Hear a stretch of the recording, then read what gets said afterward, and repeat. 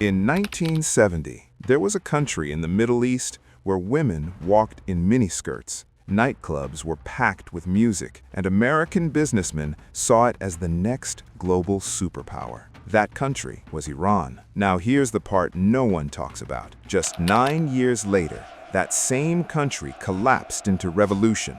Its king fled for his life, and everything changed overnight. So what happened? How did Iran go from almost becoming a Western superpower to becoming one of the most controversial nations in the world? This is the story of the future that almost existed. It didn't start in 1970. It started with a man who refused to accept weakness. In 1921, a soldier named Reza Khan took control of Iran, and he had one goal: turn Iran into a modern, powerful nation, no matter the cost. He built railways across deserts. He crushed tribal resistance. He forced modernization fast. Iran wasn't evolving.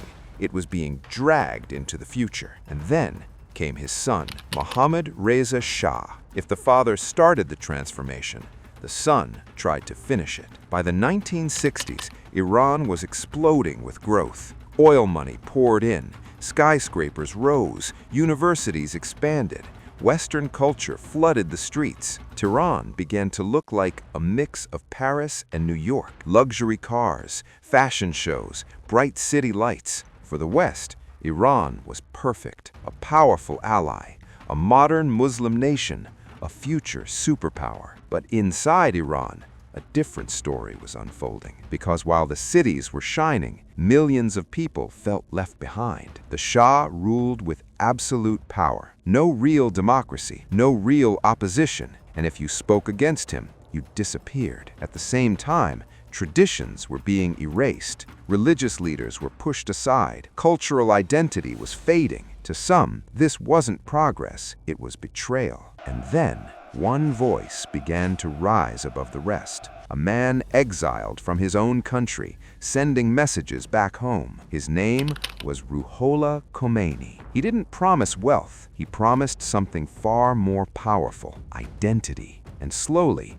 the people began to listen. By the late 1970s, Iran was sitting on a knife's edge. From the outside, it looked unstoppable. From the inside, it was ready to explode. Then it happened. Protests, thousands, then millions filled the streets.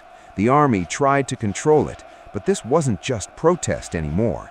This was revolution. And the Shah, the man building Iran into a superpower, couldn't stop it. In 1979, he fled the country. Just like that, the dream ended. Khomeini returned, and Iran transformed completely. The Western future was gone. And here's what makes this story so powerful. Iran didn't fail because it lacked resources or intelligence or potential. It failed because it tried to change too much, too fast, without bringing its people along. For a brief moment in history, Iran stood closer to becoming a Western superpower than almost any nation in its region. But history isn't just shaped by power, it's shaped by people. And when those people pushed back, everything changed. That's why the world you see today is not the one that almost happened.